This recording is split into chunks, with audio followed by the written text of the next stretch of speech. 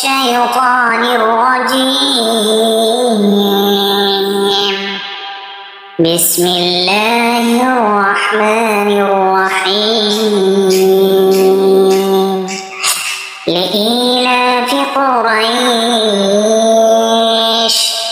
إيلافهم رحلة الشتاء والصيف فليعبدوا رب هذا البيت